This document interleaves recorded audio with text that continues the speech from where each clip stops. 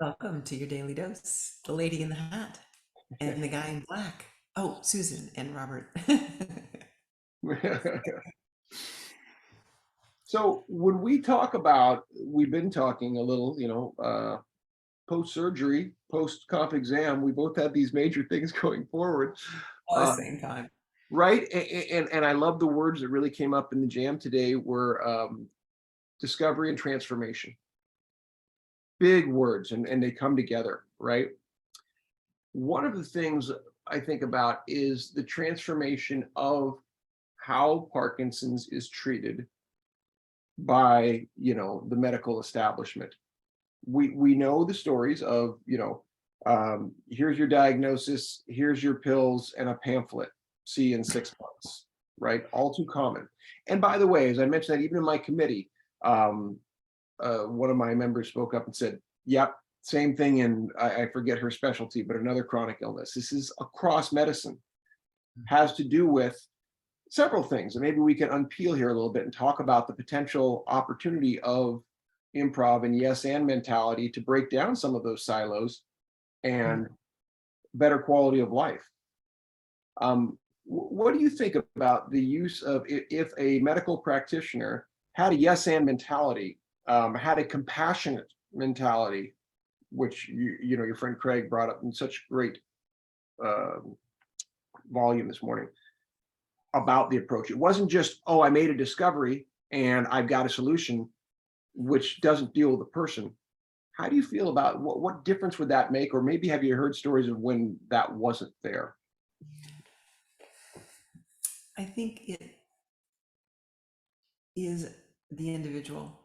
It has to start with an individual person who either grows up that way or is trained and has their mind shift from yes but to yes and intentionally shift. I don't even think we can talk about how it can affect healthcare until we we, we look at how the population at large um, lives that life. Go ahead. Feel free to dive further. What do you mean by the mentality of yes, but in a large societal scope? I think more often than not, that is what people say. I think they're um, I don't know if they're protecting themselves. I don't know if they're slightly inflating their ego, if they're giving themselves a chance to look a little better by putting you down a little bit and adjusting what you said or correcting what you said. I think you nailed it. I think that's neat. And by the way, we're complex beings. So anytime we generalize, we're going to, but you give some wonderful examples right there. Yeah. Um, I agree with everything you just said. And, you're right. It's going to matter person to person. Protectionism, you mentioned that. I do think that's part of this. All of us try to find a place in this world where we belong, where we can be seen as productive, where we can make a living, support families, dreams, wants, desires, and such. In academia and science, for sure, I've seen plenty of this that, and I think it equates to other fields as well, that need to protect the thing you have and necessarily denigrate anything that tries to change it because it's yours.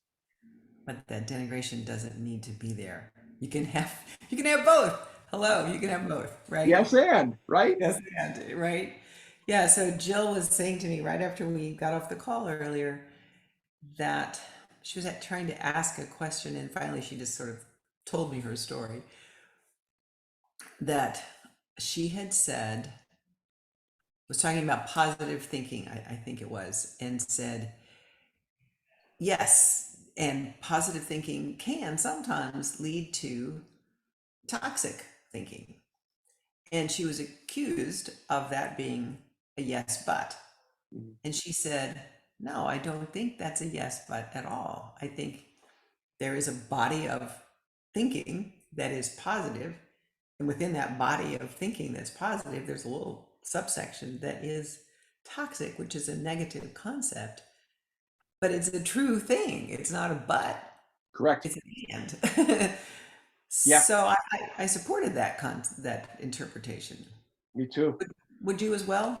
Yeah, it comes up in some of my favorite, one of my favorite books, Alan Alda's book. If I understood you, would I have this look on my face? Where he, kind of diagrams what he's Oh, talking right, about. right. And he talks about dark empathy in there. Empathy thought is a wonderful quality. However, there being the ability to use it to manipulate others. Positive thinking being generally a wonderful quality. However, the possibility of becoming Pollyanna, to borrow one phrase, right? To therefore to be like anybody who goes too far in an extreme thought and doesn't allow for the wholeness of truth. So can you be positive thinking? Yes, and accept quote unquote negative thoughts if we're to assign values to those things at all. I mean, the difficulty might come from the use of the word positive. It yin yang would tell us that the minute you say positive, you must have negative. Otherwise, there would be no positive, right? Mhm, So, right, that mhm, I guess that's mhm. how I see it. That it's the acceptance of all things, and at the same time, the understanding that I can have subtle influence, not control, toward what I deem to be positive.